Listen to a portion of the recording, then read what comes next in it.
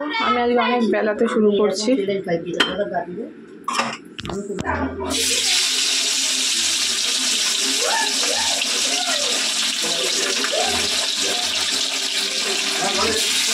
এরকম মাছগুলো ভেজে নেব। তো বন্ধুরা দেখো, সমস্ত মাছ কিন্তু লাল লাল করে ভাজা হয়ে গেছে, কড়াইয়ের তেল গরম হয়ে গেছে। এবার আমি টিকেটা দিই। আবারও কাতলা মাছ করছি, মা বাবা এসছে। আমার বাবা আমার কোনো চাপ থাকে না, বাজার ভাত সবই করে দেয়।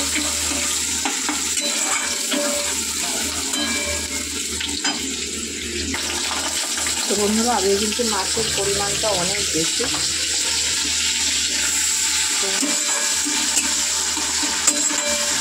কারণ বাড়িতে লোক আছে দুবেলা, এই জন্য দুবেলা মাছের পরিমাণ অনেকটা বেশি।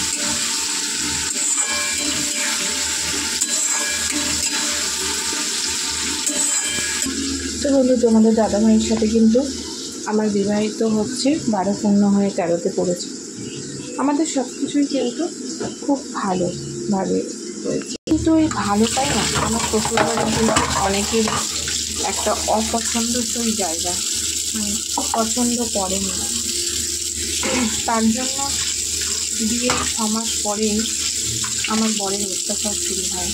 অত্যাচার বলতে মার তোর বাজে কথা সেটা না, মেন্টালি বলতে কী বলতো, যেটা তার পরিবার অন্যায় করলেও কিন্তু সে সেটাকে সাপোর্ট করতো। আমি 1000 বার বললেও বোঝাতে পারতাম না যে হ্যাঁ এটা ভুল বা এটা ঠিক, কিছুই আমি বলতে পারতাম না। তো যাই হোক, বলে না ভগবান থাকলে সব কিছু জয় করা যায়, জানো তো। তো ঠিক তেমনই ভগবান ছিল, সেই জন্য কিন্তু আমি অনেক কিছু জয় করেছি। স্বামী পেয়েছি, ভালো একটা সন্তান পেয়েছি। কিন্তু কী বলতো, শুধু তো স্বামীকে নিয়ে শ্বশুর বাড়ি নয়, শ্বশুর বাড়িটা হচ্ছে পরিবারজনকে, কিন্তু পরিবারজনও যদি ভালো না হয় তো সেই দিনের শেষে সেই সুখটা মনে হয় উপভোগ করা যায় না। আমি নানানভাবে নির্যাতিত হয়েছি, কি বলবো। আমার হাজব্যান্ড আমাকে প্রচণ্ড ভালোবাসে, এখনও ভালোবাসে। সত্যি কথা বলতে কি, ধর্মের ফল বলে না বাতাসে নয়, জানো তো। তো সেরকমই ধর্মের ফল বাতাসে নড়ে। আমি মানুষটা কখনোই খারাপ ছিলাম না। হ্যাঁ, আমি হয়তো মুখ চড়া, আমি উচিত কথা সামনের ওপর বলে দিই, আমি প্রতিবাদ করি। হ্যাঁ, পড়াশুনো শিখেছি তো তার জন্য, তাই না, যেটা ঠিক ঠিক বলবো, যেটা ভুল ভুল বলবো। তো আমার হাজব্যান্ড হট করে বিয়ের 6 মাস পরে কেন চেঞ্জ হলো, তো চলো সেটা তোমাদেরকে বলি। শিক্ষিত সমাজে মানে কী বলে ওটাকে, টুকটাক ব্ল্যাক ম্যাজিক এগুলো কেউ বিশ্বাস করে না, সেরকম আমিও করতাম না। কিন্তু একটা সময় বিশ্বাস করতে হলো, কারণ 6 মাস পর আমার হাজব্যান্ডকে 6 মাস পর আমার হাজব্যান্ডকে ব্ল্যাক ম্যাজিক করে রেখেছিল, যেটা আমি জানতে পেরেছিলাম আমার ছেলে হওয়ার পর। আমার ছেলে হচ্ছে আমার কাছে না, তো আমার ছেলে হচ্ছে আমার কাছে সত্যি একটা লাকি বেবি। তো জানতে পারার পর আমি ঠিক করে নেওয়ার পর কিন্তু আমার হাজব্যান্ড আগে যা ছিল আমাকে যতটা ভালোবাসতো এখন ঠিক ততটাই ভালোবাসে।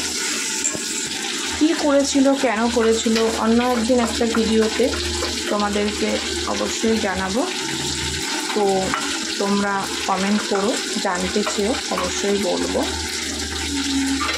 তো আমি জানতে পেরেছিলাম, তো এখন ঠিক করে দেওয়ার পর আমি কিন্তু এখন ভালো আছি। তবু যুদ্ধ করছি, এই তো স্বামীকে কাছে পেয়েছি।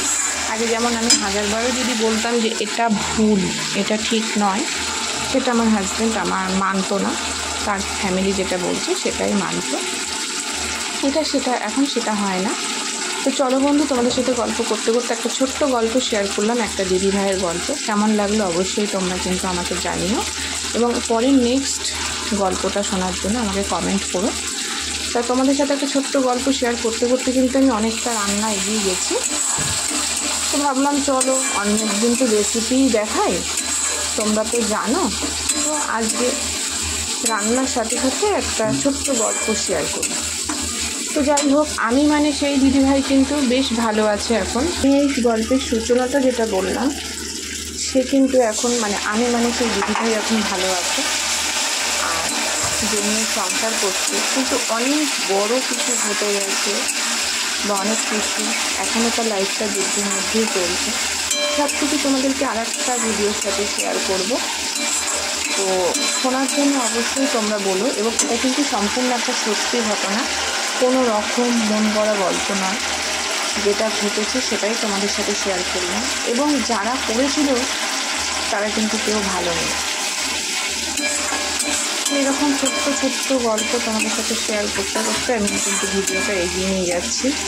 কোনো দিনও কারোর কেউ খারাপ করে ভালো থাকতে পারে না, এটাই সমাজের মানুষরা না বুঝছে।